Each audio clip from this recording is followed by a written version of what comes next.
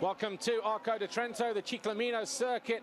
This is the Grand Prix of Trentino. We're in northern Italy. My name is Paul Mellin. You join us live. Temperature outside into the early 20s on what is probably the most picturesque Grand Prix circuit we'll ever visit.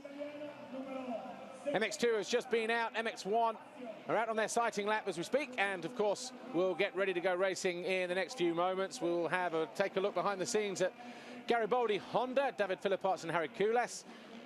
An interview there with Giacomo Garibaldi, but before that, let's take a look at where we are.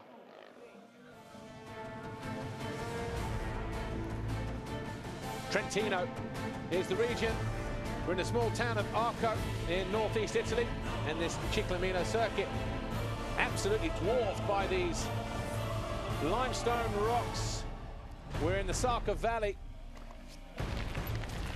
on the edge of the Alps, not too far away from Switzerland and Austrian borders, but this is surely the most spectacular region in which to hold a Motocross World Championship race. The ground hard packed underneath and getting harder with every rider that passes it lap after lap. Circuit starting to get a little bit choppy, more than a few lines out there as well. There's going to be some good racing out here today. After his victory in race 2 in Holland, Ken de Dijker in MX1 will be looking to move ahead of his fellow countryman Clément de Sal on the Rockstar Energy Suzuki, but don't discount Gauthier Paulin, Tommy Searle, David Philipparts, as they hope to improve their championship positions, as well as trying to figure out what to do with the problem that is Antonio Cairoli. This is the Grand Prix of Trentino.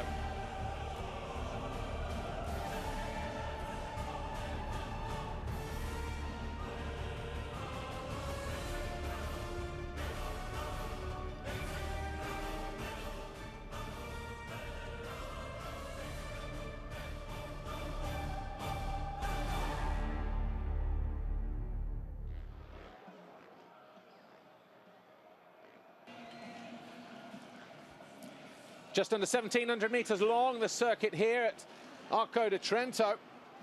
A freshly rotivated start straight into a very tricky 90-degree left-hander.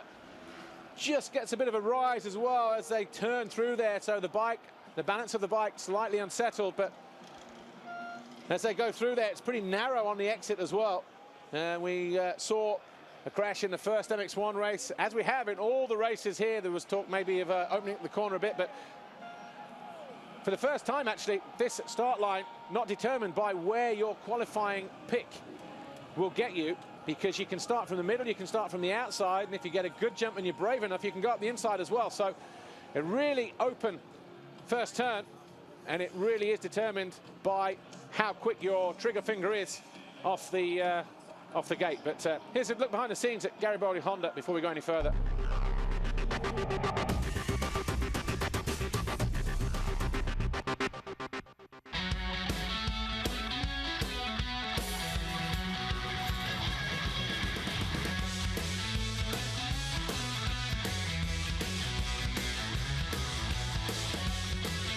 The lineup for 2013 is completely new regarding the riders. We have an MX1 rider, who is David Philipparts, the former 2008 world champion. And beside him we have two MX2 riders, Harry Koulas, the Finnish Harry Koulas, who was already with us in 2010-2011, and the Russian Seva Brilyakov, with our big hope for the future. Brilyakov actually is going to ride some GPs and all the European championships. For David, the expectation is quite high, but we don't have to forget that he's coming out of a big injury in 2012. So he needs time, and we want to give him all the time he needs to get 100% fit. And we know that this will take some more GPs, but for sure the aim is to get on the podium as soon as possible.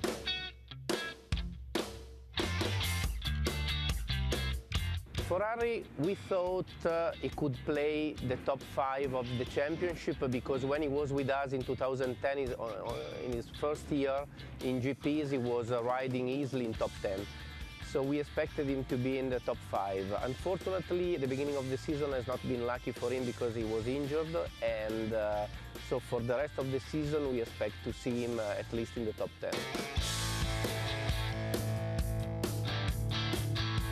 With Brigliakov, we expect to form inside the team a very good top MX2 riders for the future. This year he's going to ride the European, and we expect him to play for the podium in each race and do some experience in the GPs he's riding now. So, but he's very young because he's 17, but he's quite fast to learn, and we expect to see him growing fast, and next season to line up him in the MX2 class.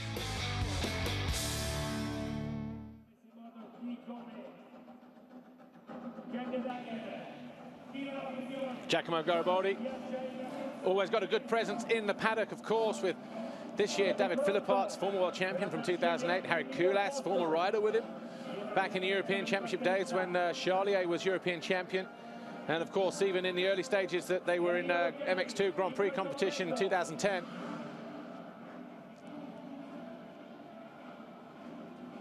But looking forward to the Grand Prix this weekend here in Italy on home soil.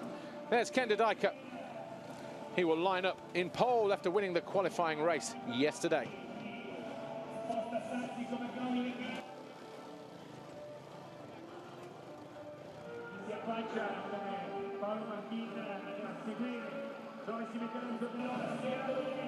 Ken Dodajka lines his Red Bull KTM up in pole position. Alongside him, Clément de Sales, number 25 on the Rockstar Energy Suzuki World MX1 machine. Third was Gauthier Paulin from Tony Cairoli, and fifth was Tommy Searle. It was Xavier Bourg, who grabbed the whole shot on the Ice One Racing KTM. Eventually he dropped down to 7th position as Dodajka, de Sales, Paulin, Cairoli, Searle, Nagel all came through, but Jonathan Barragan, who was in 13th position, riding number 7 on the STR, the Steve Turner Racing KTM, found himself going out on lap 7, about midway point. Problem with the machine there, but obviously he'll start from 27th. No Monster Energy Yamahas, no Stephen Frossard. He tried to ride in practice, but the foot was too painful. Of course, he broke that foot training before Valkenswaard. And Joel Roulants, who was here and looking good in the first practice, went out in pre-qualifying, and on the first lap, or early on his first flying lap, just lost the back end coming into one of the corners, got a high side, and it was almost road race-esque, but it was not overly high speed, but he couldn't get away from the bike, landed heavily, and obviously got pretty beaten up by the bike. Couldn't finish the session, and therefore by default wasn't able to make a time that was going to be within 108% of the qualifying standards. So for Michele Rinaldi, who this event is such an important part and a spectacle for him and his team and his sponsors, it's almost unbelievable that these guys will not be represented in MX1 this weekend. So the result from Charlier in MX2, all the more important, you feel. But of course they will have a chance a little later on in the year when we go to Maggiora for the first time in a number of years. But looking down on the grid though, Ken Dodajka decided to go for the first gate up the inside. There's Tony Cairoli with a GoPro camera, and got his own brand of goggles, of course, as Tony Cairoli now. And this race getting ready to come on the starter's orders. Dave Nichol, our race director, with the green flag, the man in the doghouse operating the start gate. Andy Summers. 15-second Monster Energy board goes up. There's Caro just taking a look down. Number 91 on the STR KTM. Everybody up on the Monster Energy rig, getting ready to watch this one go through. We're right on the first turn here. The board turns to 5. And who's it going to be that grabs the whole shot? Dodajka will certainly look alongside him. And Cairoli taking another look through, and he sweeps into the lead. Tony Cairoli gets to get the thing, the whole shot. And Tommy Searle in second, Rui Gonçalves third, and it's Tano Leoc in 4th place as they come through the first turn. De Sales in 5th position, although he had a bit of an argument with the bank there. But Tony Cairoli, he started up there in the first qualifying race yesterday. It didn't work out for him, and many people assumed, therefore, that he would just go to the inside, but he's believed that is the place to be. And this place will erupt now around this Trentino circuit. So Tony Cairoli, Red Bull KTM Factory Racing, jumps into the lead here. Oh, makes a mistake at the top of the hill. Takes a look over his shoulder, realizes there's no real threat through there. So Cairoli, Tommy Searle on the CLS Monster Energy Pro Circuit, Kawasaki. Searle in second place, number 100, there he is. Third is the number 40, but only just to no Leoc, because 21, Gauthier Paulin, looks to have found a way through at the end of the back straight into this left-hander. Going uphill, through the waves, through the tricky right-hander. Wasn't wearing the fluorescent boots yesterday, Tony Cairoli. Everything was white yesterday in practice. Obviously got the lucky boots on for the main race, but there's Tommy Searle. So we've got Kawasaki second and third with Gauthier Paulin 21. This circuit will be right up his street this weekend, but he needs to get good starts. Well, part one is done. He's there in third position. He just needs to go now. He needs to close down Tommy Searle, find a way onto the rear wheel of the KTM that is Tony Cairoli, and see if he can do something about it. Commander Salvo, he's in fourth place, number 25, second in the championship, 26 down on our points leader, Tony Cairoli. A mistake out of that right-hander. Lay up there in, what was that, fifth place. Oh, Guarneri getting hung up there, so too. I think that was Bertuzzo on board with Guarneri. The Marchetti Racing KTM rider dropping down into the final corner. There is Leoc. Over the line, though, for the first time. Tony Cairoli, 201.8 for him as he slides his way around the right-hander, dropping down in the off-camber left. Tommy Searle second, Gauthier Paulin, the Frenchman, third. De Salle, the Belgian, is fourth. Fifth is Tano Leoc. Sixth, Xavier Bourg. Seventh is Consalves. Eighth is De Dijker. Not a good start for him. The guy who pulled away from everybody in qualifying yesterday, but De Dijker already trying to find a way through. I think he found a way past Consalves there. So already up a position. Ninth is Kevin Strybos. Van Hoorbeek is 10th. He fell coming out of this right-hander in the qualifying race yesterday, the rider in the red helmet. So rode around for a couple of laps until the leaders came back through. There's Caro. Mattis Caro finding a way. Past was that Philip Arts or maybe Larson that he found a way past. But Kevin Strybos, 22, under pressure from 999. Rui Gonçalves, Ice One Racing KTM. Going to be talking to his team manager on the live show at 2:15 on MX Live TV. Antti Pyränen, former racer, of course. We'll have Clément de Salle on there and Kenny Bobryshev, although Bobryshev not riding this weekend due to an injury that he picked up, a fibula injury, training just 2 days ago. He will still be on the show, so it'll be interesting to hear what he has to say, get the lowdown and that kind of thing from him. But Ken de Dijker, meanwhile, number 9, Red Bull KTM Factory Racing, looking for a way up the inside of 121, Xavier Bourg. As they fight over 6th position at the moment. Tano Leoc, he's in 5th place, in the blue on the face of the tabletop now. Just going through in the yellow helmet, but around the outside, tripling his way, trying to carry that momentum. Ken de Dijker, oh, de Dijker almost out of the seat and off over the front of the bike there. Goes down the inside of Xavier Bourg and pushes him wide. So de Dijker does move up a position then. Finds his way into 6th place. Over the line we go. De Salle all over the back of Gauthier Paulin. There's Leoc. Leoc is in 5th place. The number 9 of de Dijker in 6th. 121 at the bottom there in the orange. Xavier Bourg is 7th. The yellow, 22. Strybos in 8th place. Van Hoorbeek just behind them in 9th on the green Kawasaki. Dealing with Sean Simpson on the Ritchie Racing TM, number 24. As our leader, Tony Cairoli, already 3.2 seconds clear of the field and setting the fastest lap of the race on lap 2, 2 minutes 0.4. Again, Ken de Dijker, after his qualifying race yesterday, you sensed a bit of a belief in him after that second race win in Holland 2 weeks ago at Valkenswaard, and obviously winning a qualifying race yesterday.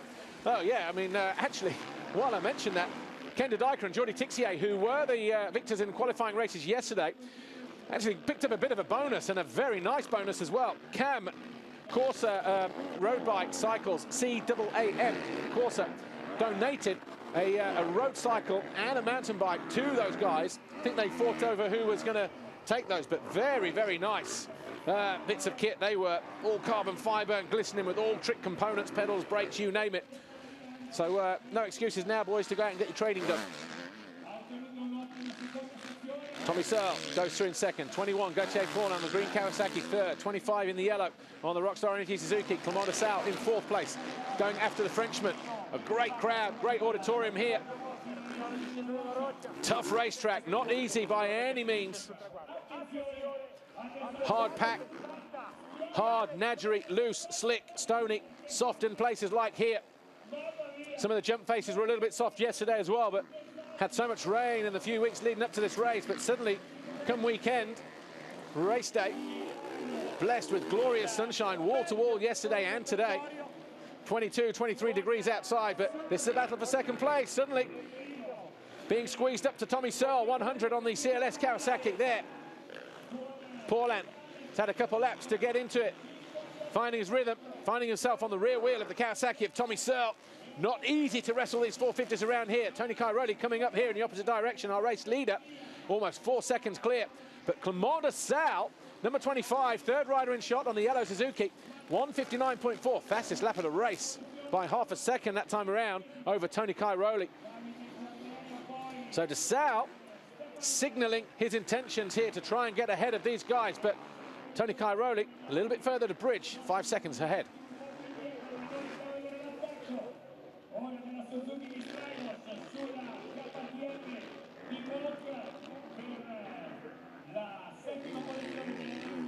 Tommy Searle, 100, in second position, 27.5 minutes on the clock. Gauthier Paulin here, 21, the factory Kawasaki rider, Kawasaki Racing Team, in third place.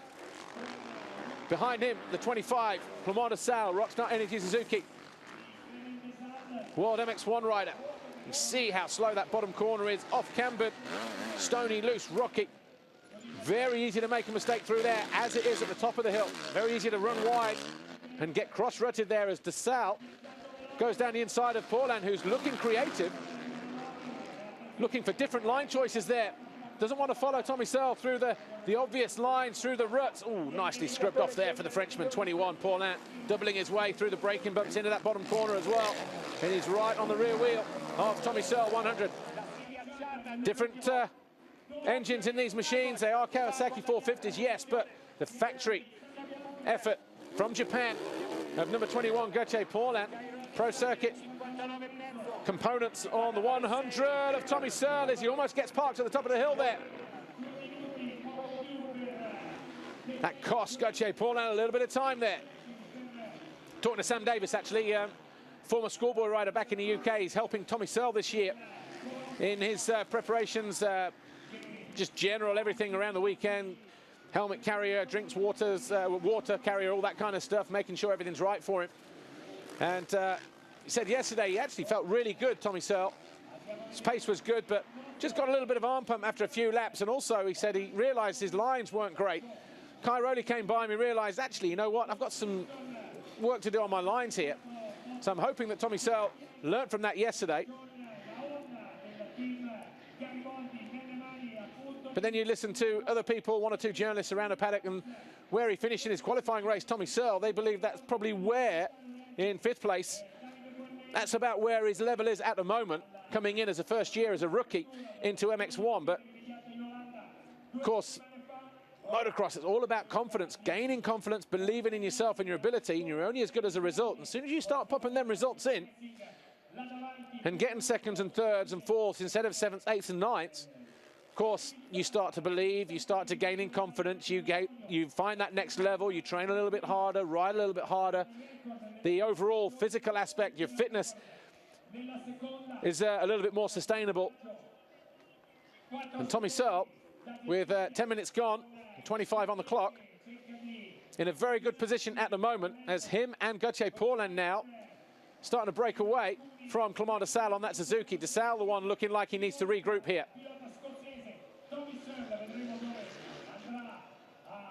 Final turn, getting ready to break the beam to complete lap 5. Cairoli already over the line with a 1:59.5, his fastest lap of the race. Tommy Searle, Gauthier Paulin and Clement de Sal go through. second, third, and fourth, but it's Didajka, the fastest man on track, at 59.05. And he is in fifth position, 4 seconds down on this battle here, fourth second, which is a three-rider affair. Might just see Didajka drop into view now on the left. There he is. So second, third, fourth, and fifth. Didajka all pretty much in the same shot on opposite parts of the racetrack, but Didajka's going to make a real go of this, you feel.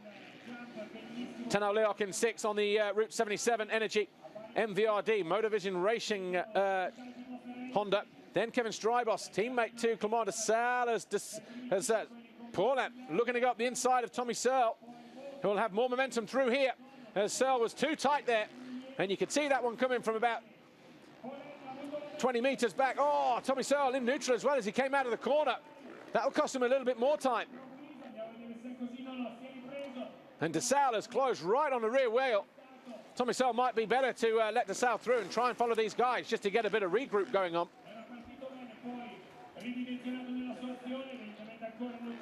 So Paulin, clear track, now in second position there, 21. What can he do? What can he throw at Antonio Cairoli? Clément de Sale looking to go around the outside of Tommy Searle, and Searle gets hung up again, and de Sale has the right line through here. De Sale moves up in a second. Tommy Searle making him work for it though, both scrubbing simultaneously and symmetrically off the step down, but easy in the end for Clément de Sale to go through in a third place. Oh, back end just working overtime on that Rockstar Energy Suzuki. We're going down to pit lane. I'm down in the pit lane with Jean-Jacques Lazzetti. We've just seen Tommy just lose out on that second position, but I've heard he's been doing a lot of more work on the bike over these last couple of weeks. How's he feeling? Yes, that was good. Now it's the first year for Tommy in MX1, so we have to let him some time to be stronger than now, but we have to be all together with Kawasaki to beat the KTM guy. Thanks, JJ. Thank you. Always good to see JJ here, Jean-Jacques Lazzetti. But yeah, just needs a bit more time. He's obviously putting in the hours in the gym. And also out on the track. Needs to commit to this MX1 course, does Tommy Searle. Not too far off the pace though. Ken Didajka right there though, look at that. He's wasted no time in closing in on this battle. I thought Didajka would have something up his sleeve. He is really attacking this racetrack. In fact, 59.3 for him that time around. He was the quickest man on track in the top 6 guys. Even quicker than our race leader, Antonio Cairoli, his teammate. Oh, love this layout of the circuit. Hard and slick, loose, throttle control, technical. A real rider's track. You really have to think about what you're doing. You cannot just open it up and hope for the best, because this is the kind of ground that will just bite back and throw you down in no uncertain terms. But try telling Ken Didajka that. Really wearing his heart on his sleeve today, letting everything hang out, making it look so easy as well. Already on the rear wheel of Tommy Searle. Searle cuts to the inside. Didajka has to take evasive action, then drops into the same rut. Gets on the gas, does his best to stay out of the roost, but he's going to have momentum through here is Didajka, and he's not going to run over the inside. Searle covers the inside line perfectly. So Tommy Searle then, 100, hanging on for that 4th place, and a mistake there at the top of the hill. Didajka going around the outside. Whoa, Tommy Searle though, the line just being pushed wide there. But Didajka just laying the bike over exactly where he wants to. Not worried about the front end braking traction and the rear end sliding out. He's hard on the brakes. Down the inside of Tommy Searle. Wow, the Brembo's working overtime there.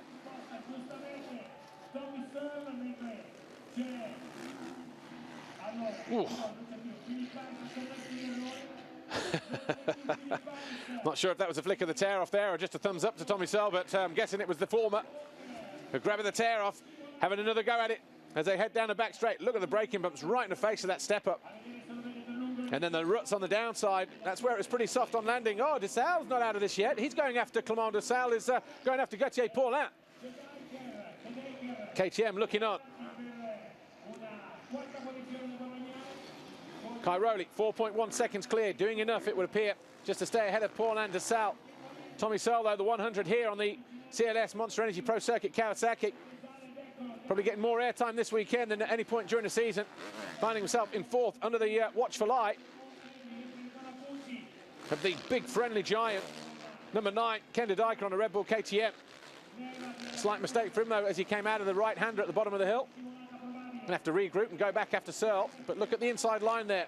Taking a few more bike lengths and a few more feet and inches.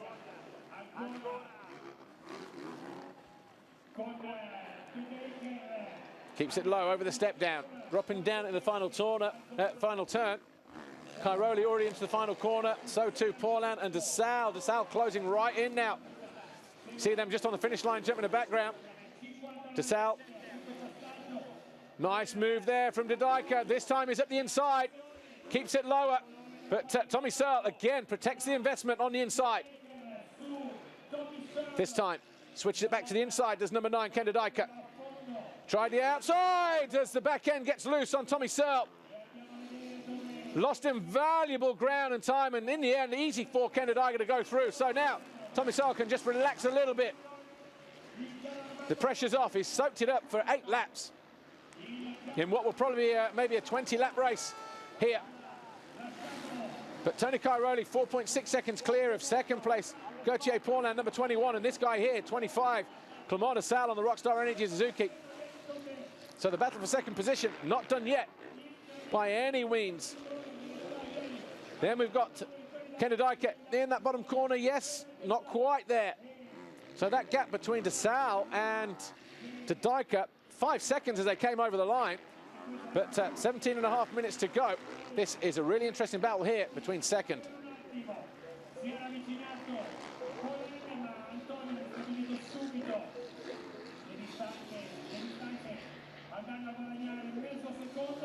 Oh, look at the back wheel there. Fighting overtime.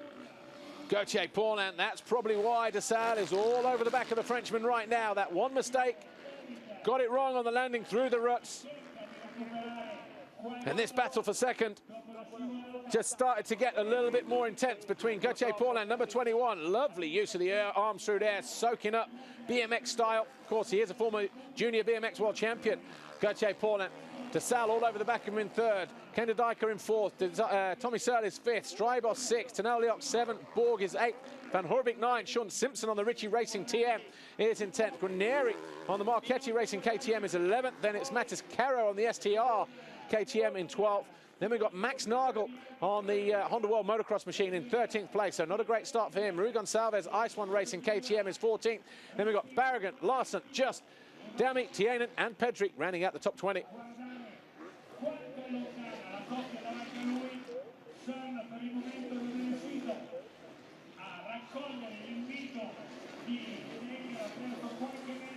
Coming up to 19 minutes gone in this first FIM MX1 Motocross Grand Prix race here, the Grand Prix of Trentino in northern Italy at the Ciclamino circuit in Arco di Trento. Antonio Cairoli, he took the gamble, he went all the way over to the right-hand side of the gate, dropped the clutch at the perfect moment, swept through the first turn, grabbed the Get Athena Whole Shot Award, and from there he's never looked back. He's almost 5 seconds clear on that Red Bull factory KTM, the 222, ahead of Gauthier Paul-Anne and Clement de Sal. Here's Davide Guarneri, number 39 on the Marchetti Racing KTM. He's in 11th place at the moment. Always likes coming back, riding home in Italy at the World Championship round. Always gets a lot of support.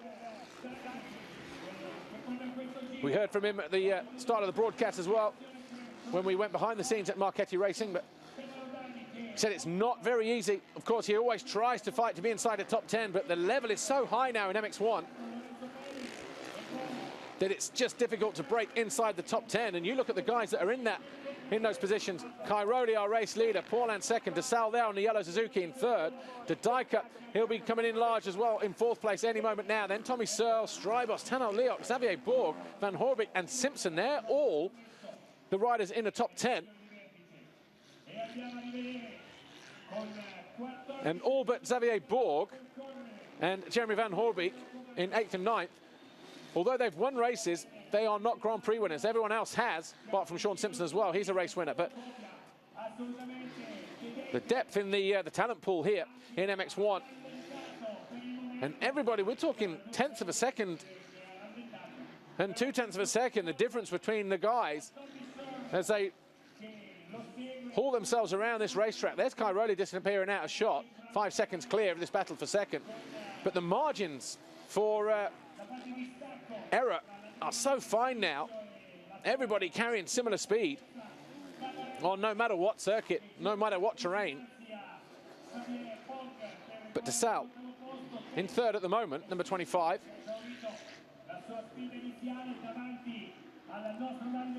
Wonder if plan A's worked yet. And what plan B is. Of course, he's my guest on MX Live TV, the live studio show at 2:15.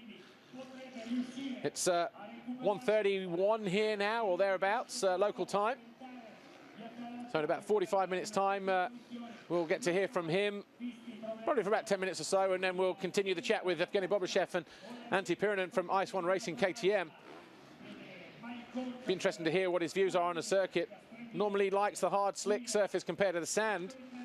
And I'd thought this circuit would have had his name all over it. So too Gauthier Paulin. But, you know, out of these top 3 riders, Tony Cairoli, who's clearly more of a sand rider than a hard pack guy, always kind of has a little bit of negativity when it comes to riding the hard pack tracks because he doesn't ride them anymore, Tony Cairoli. For someone who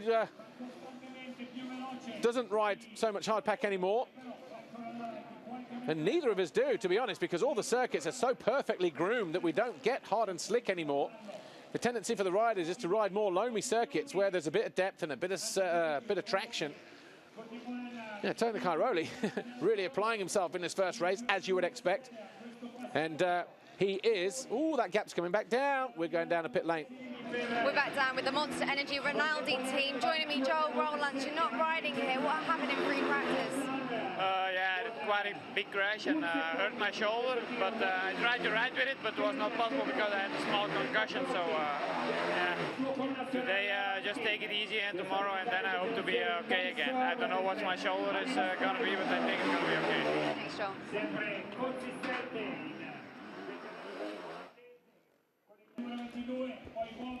Jeremy Van Hoorbeek goes through in 9th place, but yeah, disappointing for Joel Roulance. Oh, Tano Leot looking down. Could be a stone under the gear lever. Or is it rear wheel? No, rear wheel looks intact. Or is it? Has he got a puncture there? Don't know. Very difficult to see, but certainly a problem there for Tano Leot. Clearly with 12 minutes plus 2 laps to go. He is that slight deflation at the rear wheel? Yeah, I think we have. So bad news then for Tano Leot.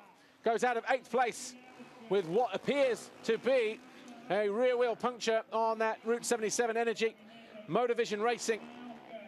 Honda had a great round of the British Championship a week ago at Lyng in East Anglia. Finished second overall to Tommy Searle. Those two were clearly head and shoulders above everybody else, but Mattis Caro had a great ride there as well in 3rd place on the STR Racing KTM. Caro at the moment in 12th position. Scored points first time out at Valkenswaard in his return to Grand Prix racing with 18th and 14th place finishes, and Mattis Caro now looking like going to be a good solid point scorer in this first race in 12th. There's Kevin Strybos, 22, Rockstar Energy Suzuki. Look how lonely he is out there. The bright yellow standing out amongst the backdrop of the cliffs and the crowd here at Arco de Trento. Tommy Searle, 11 seconds clear of him. And Xavier Borg about 8 seconds behind him.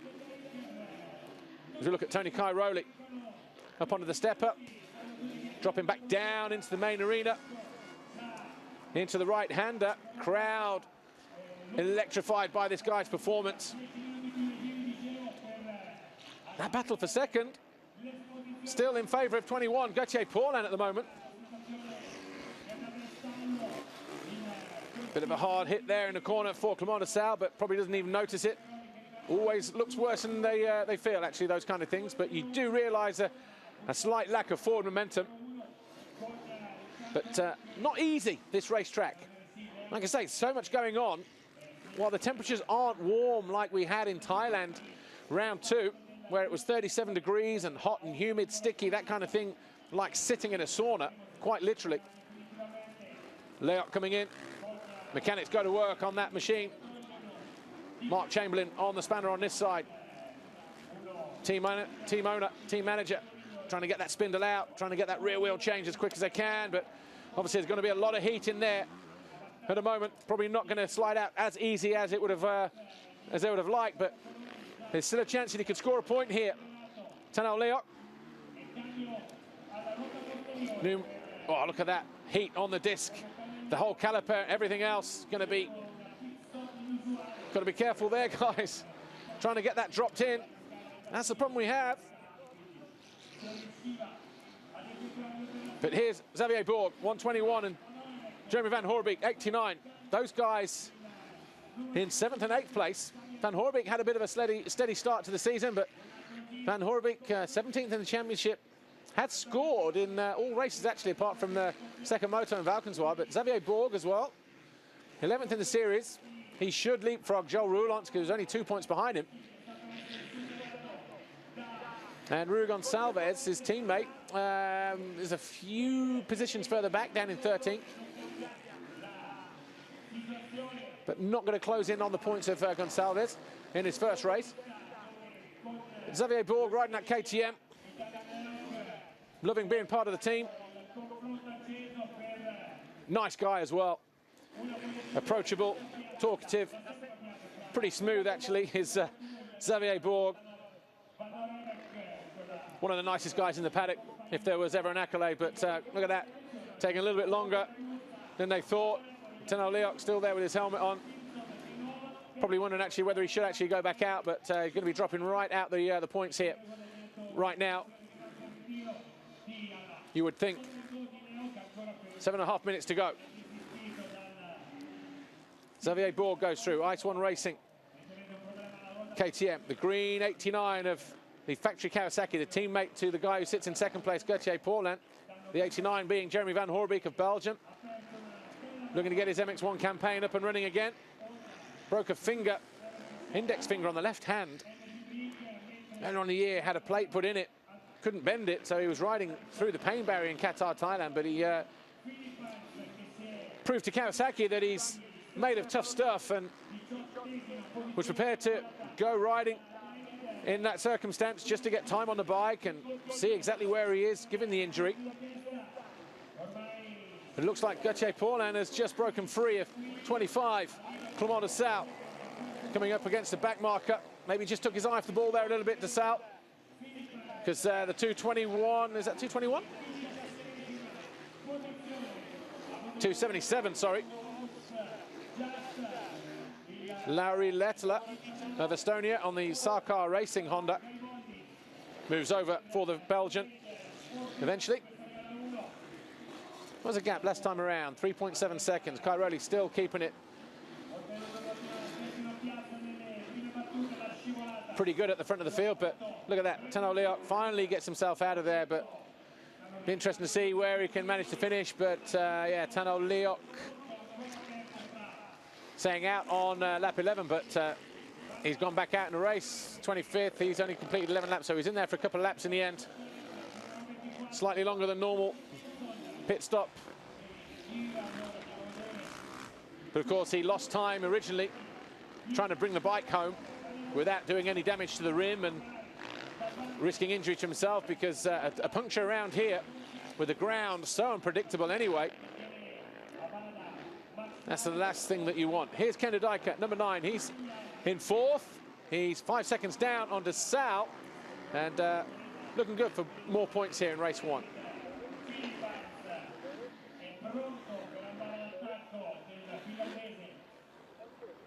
Ken de Dijk will be looking for a better start in race 2.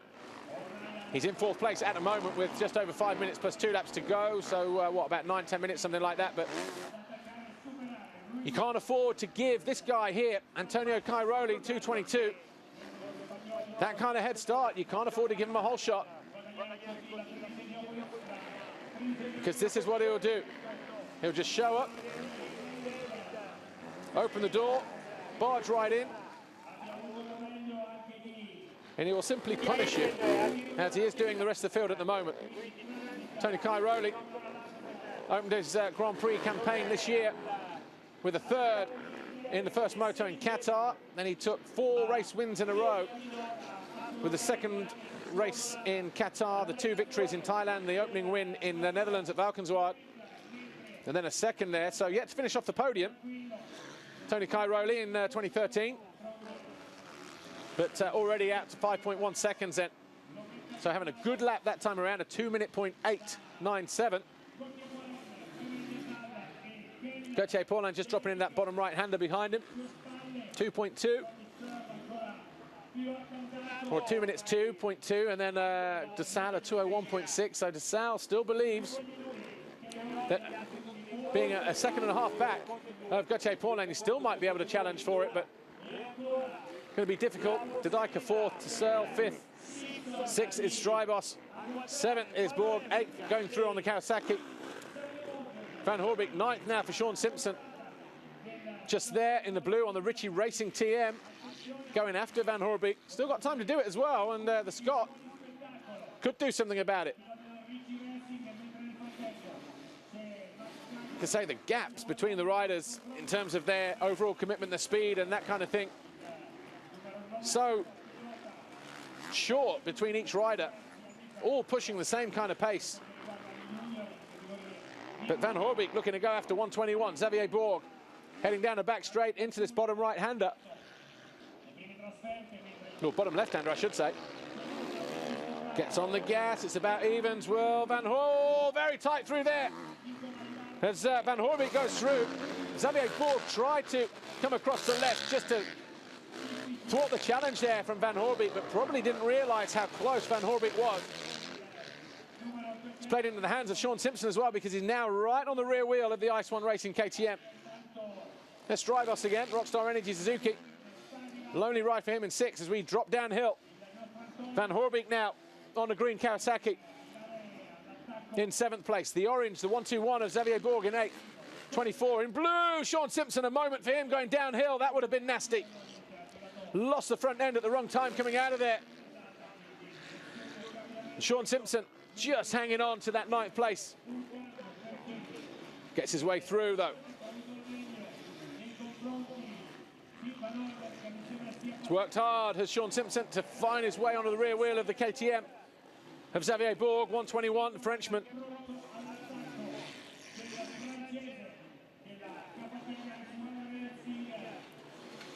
So, Tony Cairoli going through, well, about 47 seconds ago. I'm guessing we're 4 laps to go here.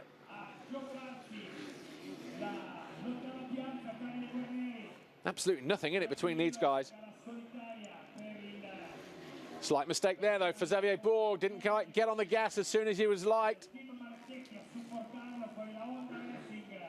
Sean Simpson just closing in yet again as Van Hoorbeek starts to disappear. Up the hill in 7th position. Here's Simpson, 24, in 9th place. Guarnieri behind him in 10th place. So his dream of a 10th place finish or a top 10, riding with an injury as well, a foot injury from Valkenswaard. So 10th for him. Nagel on the Honda World Motocross 11th. Mattis Caro, STR KTM is 12th. Barragan, his teammate, 13th. Gonçalves, Ice One Racing KTM is 14th. Then in 15th place, we've got Nikolai Larsen on the 24 MX Honda. 16th, David Philippart's Garibaldi Honda. 17th, Santu Tienen. 167 on the 24 MX Honda. In for Jens Getterman, actually, who's had shoulder surgery recently. And then 18th for August Just on the Latvia Elksni Honda. 19th, Stefano Dami, the one of the wildcard riders here on the Yamaha. And in 20th place, Lorenzo Pedri, also on a Honda. Just saw David Philippart's a moment ago. Philippart's down in 16th place, not having a great time. I thought he would have been bang up for it this weekend.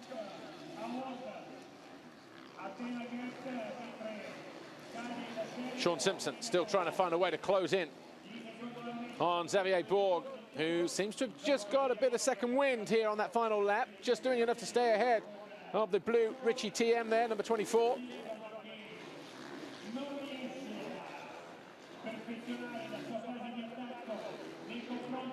Ooh, mistake there for Gauthier Paulin. Has to go defensive through this next turn. And DeSalle is going to get the momentum, and up the inside, it's going to be very close. Bit of wheel banging action right there on lap 18 between Gauthier Paulin and Clément DeSalle. That mistake proving costly, it looks like, for Gauthier Paulin. Bar to bar, side by side, through the wave section. DeSalle looking for a way through now. Starting to apply the pressure. Trying to force Gauthier Paulin into a mistake. Tony Cairoli only 5.5 seconds clear of these two guys, but they could work together here. Back marker gets in the way at the wrong time. 2:49 looked like Nick Larson, actually. Not his fault, he was just caught upon so quickly there. Paulin doing a good job, though, of weathering that storm. That last half a lap. He's pulled the pin and he's gone.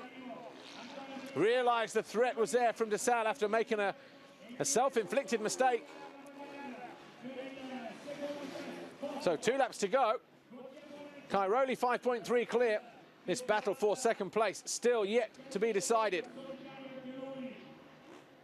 Round 4 of the FIM MX1 Motocross World Championship. We're at the Ciclamino circuit, Arco di Trento, the GP of Trentino, the region in northern Italy, bordering Switzerland and Austria. To the north. And Clément DeSalle having to regroup himself now and go back after Gauthier Paulin, number 21, on that green Kawasaki. This is the fight for second position. Tony Cairoli just ahead of him at the end of the straight in the left-hander, already starting to work his way up through the right-hander and into the top left just here, look. Well, that gap, not 5.3 this time around, but Tony Cairoli knows exactly what he's doing. He can afford just to back it off a little bit. Rui Gonçalves being lapped there. Gonçalves in 14th position. So this circuit, this hard-packed terrain, clearly not to everybody's liking. I mean, let's look at the guys in the top 10. Davide Guarneri in 10th place, a minute and 8 down on our race leader, Tony Cairoli. The lap times 2:01 at this stage of the race for our race leaders, and 2:09s, 2:10s for the other guys. Some of that just down to pure feel and a liking for this kind of circuit.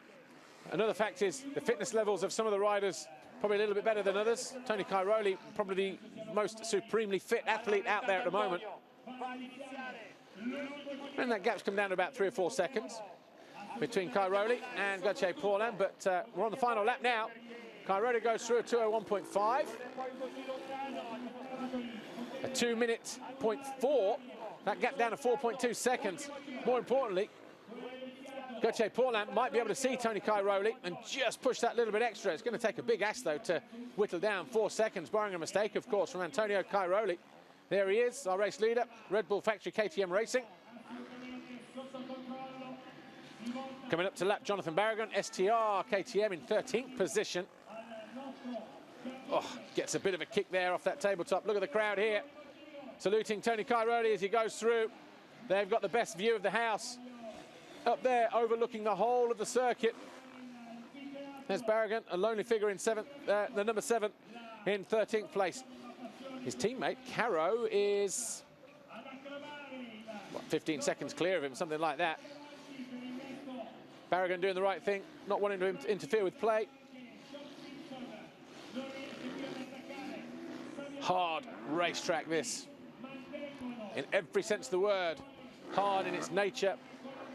The bumps, the elements, the ground, the nature, the concentration levels for these guys.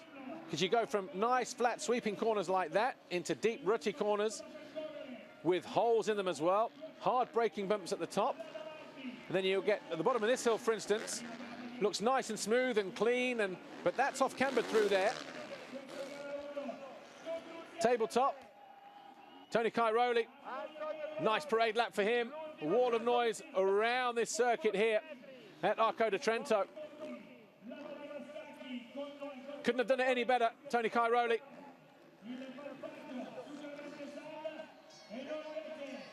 Down past pit lane for the final time. Penultimate turn, final turn. And the Red Bull KTM, factory KTM, Tony Cairoli takes the win here. Moto #1 at Trentino.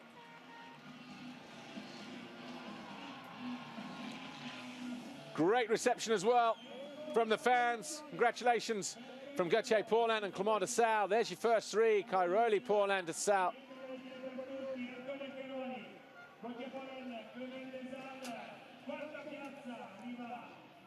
Waiting for De Dijker to come through, but might get a race interview here with Cairoli, I hope. Let's see, let's wait and see.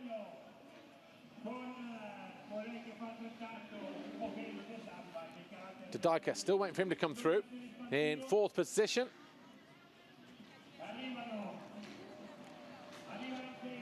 Pit buyer on the quad. Jill Cox, Tony Cairoli's girlfriend there, just having a bit of a chit-chat.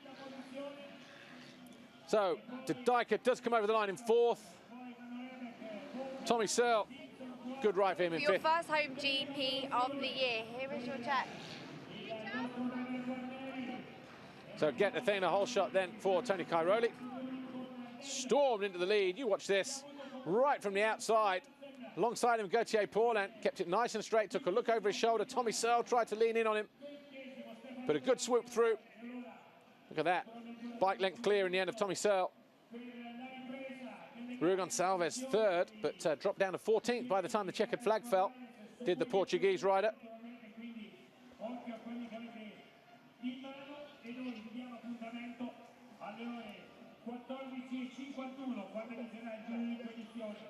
Tony Cairoli makes his way to the winner's circle. We'll hear from him shortly.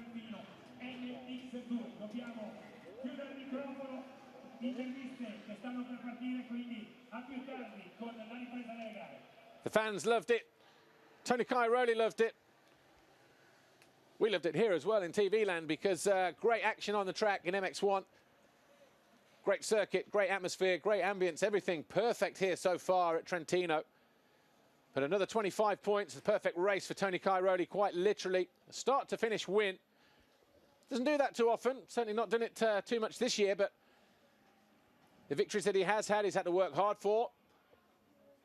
But not saying that one was easy, but certainly in terms of the intensity, the concentration levels required around this Trentino circuit, hard, slick, and just very, very difficult to get a grasp of. Difficult in the mental way for the riders to have to deal with, physically as well, because of the nature of the hard bumps, a lot of ups and downs, and obviously braking bumps on the descents into the corners, a lot of upset balance with the bike, that kind of thing. A lot of physical energy going through the upper body here this weekend. Let's see how this race finished, though. 3, 2, 1, play. Official confirmation.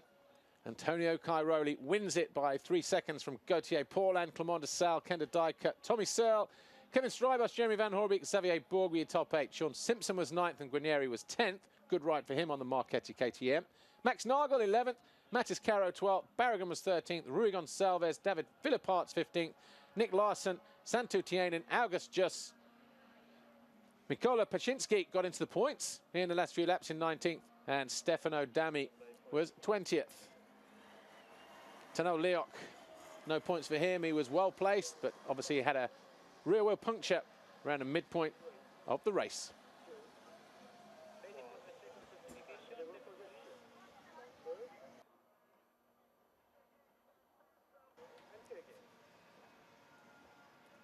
In terms of the championship, Tony Cairoli continues to lead, extends his lead over Clément de Sal. Ken de Dijker still 3rd, Paulin still 4th, Strybos, Bobryshev dropping down as Tommy Searle moves up a position. And Gonçalves actually dropping a position as well. 9th, Xavier Bourg. Roulance, he moves a position down. Nagel moves up a couple. Philipparts drops one. Tough race for some guys out there.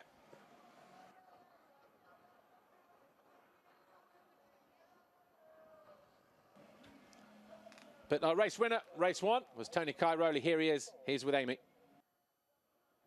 Tony, this is not a particularly easy track to get a good start and with the ground, but you seem to make pretty light work of it.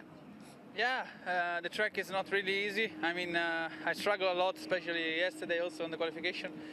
to find a good rhythm. It's very slippery and very sketchy, but today I get a very good start, and I want to stay in front because I know this track is just so very easy to pass, so very not easy to pass, and yeah, I just managed to stay in front. I hold on till all the race, and I could make good laps and 4 or 5 second gap between me and the rest. So this is good, and I hope the second race gonna be the same with a good start, and hopefully good for the Italian people, the Italian crowd. Well done, your home fans certainly appreciated it. Yeah, not easy at all. Quite the contrary, actually. Just a massive physical challenge for the riders this weekend. It's warming up all the time as well, so for the first time this year, really on hard conditions, problems with blisters potentially and that kind of thing, but the overall physical element of this circuit really is quite testing on the riders. But Tony Cairoli dealt with it better than most. Of course, he was the winner in Moto number 1. Gauthier Paulin on the Kawasaki Racing Team 450 Kawasaki came home in second. Number 21, the Frenchman is down by the winner's circle talking to Amy Dargan. Let's hear what he has to say. Gauthier, you had Clement all over your tail for most of that race, but you did a great job at defending your line. Yeah, I was feeling good on the track.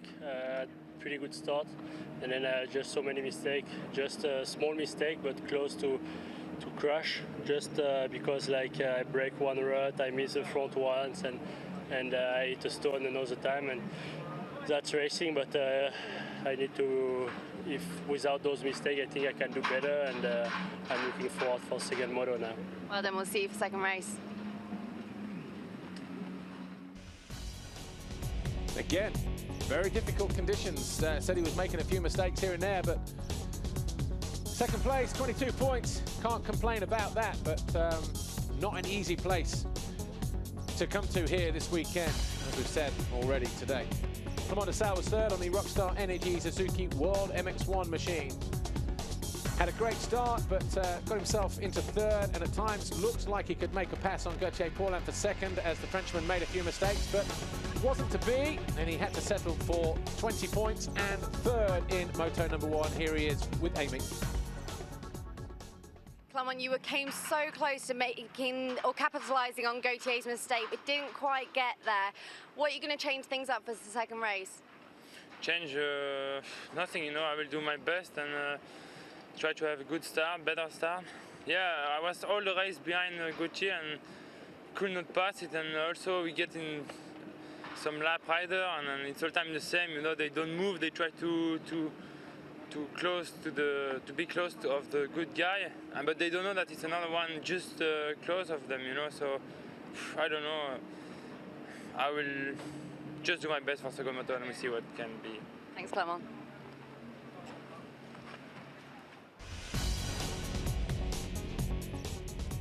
What do you say to that? Not happy with his third position, felt it could have been a little bit more, felt maybe a little bit hard done by some of the back markers out on track, but there was nice battle though, intensifying between him and Gauthier Paulin, but in the end it went the way of the Frenchman. But Clement Desalle, he'll look for a better start in the second moto and see what he can do. See if he can get at least on the podium. Of course, he's looking to try and win the Grand Prix as well. So with that man, 21, Gauthier Paulin, of course, Tony Cairoli, he'll be looking to pick up what would be his 57th Grand Prix victory. And to do it here on home soil and tick off another record would be great for him. That's it for MX1 for now. Join us in about an hour's time for MX2 Race 2. Bye for now.